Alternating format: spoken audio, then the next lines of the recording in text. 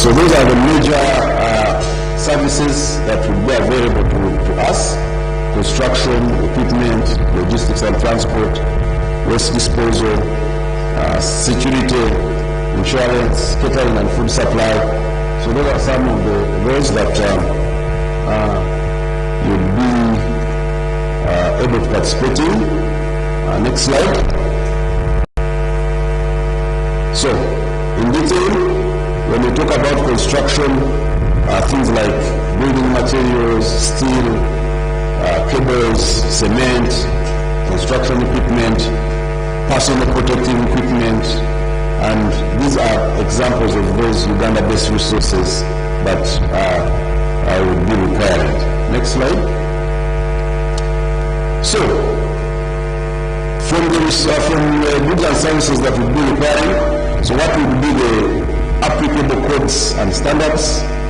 We've got the Uganda standards under UNBS, and they will categorize them as those that are compulsory, we'll talk more about them, and those that are voluntary.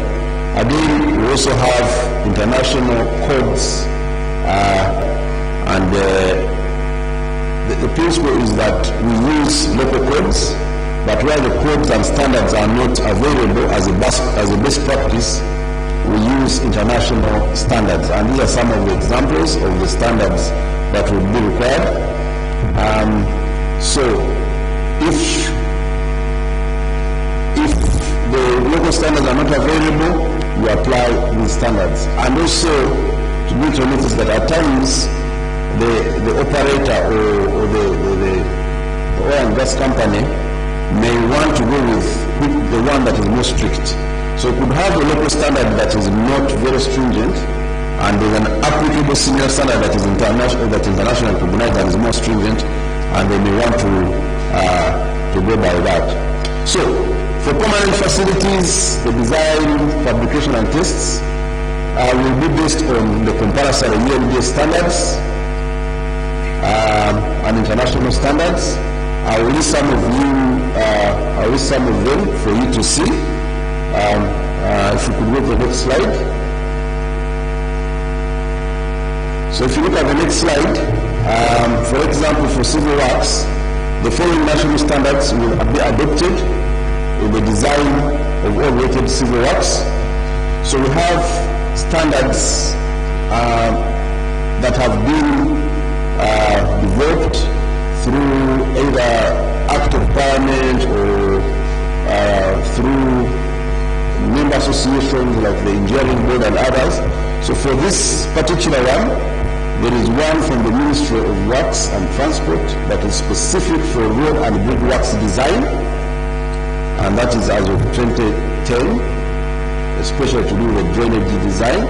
So that would be an expected standard applicable to people that are in construction.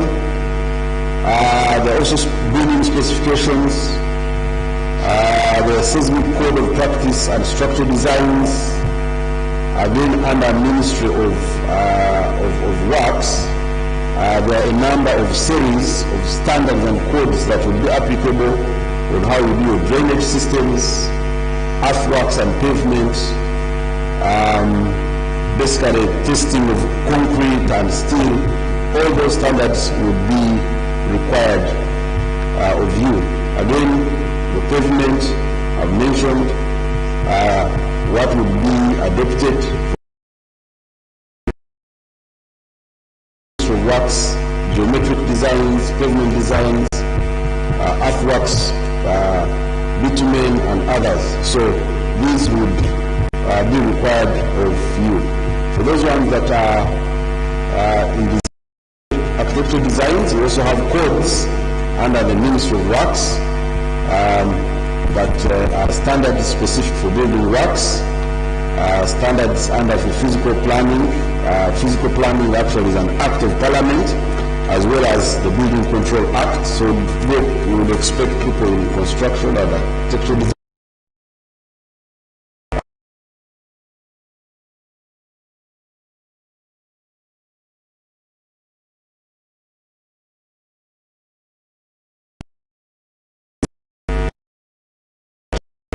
structure designs. First thing that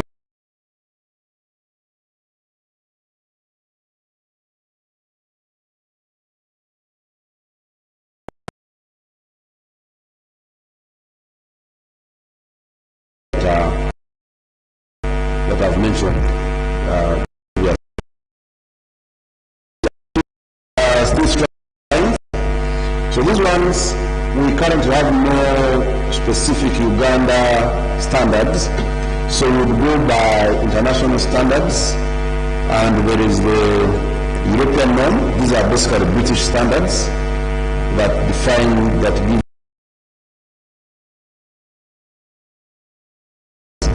design of concrete structures, and these can be complemented national standards, especially the ones I mentioned,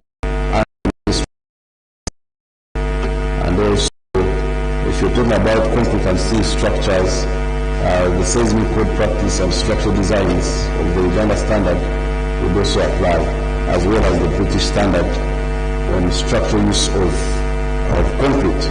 Okay?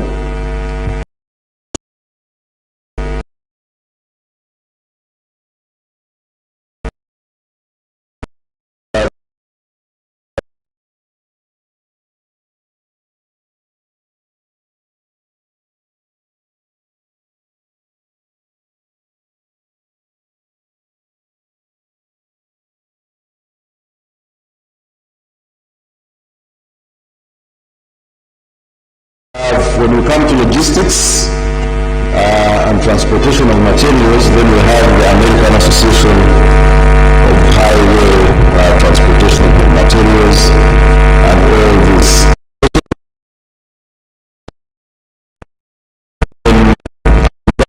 And social impact assessment is done. There are applicable standards that are referred to for guidance, especially if you to undertake a project like construction. So those would also apply. So under there's a contracting category where most of us here actually qualify.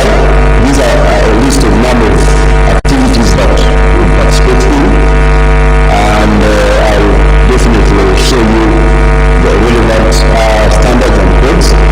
Things like camp construction, site preparation and fencing, as the former speaker said, road and infrastructure, civil works, scaffolding, low voltage cable casting, G&G surveys, deep hole, borehole for water usage.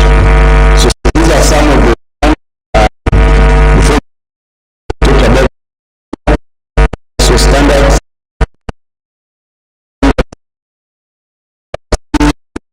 for civil works, construction. These are standards that would be primary standards that would be required, again alongside the codes, as I mentioned, from the Ministry of Works and other international bodies.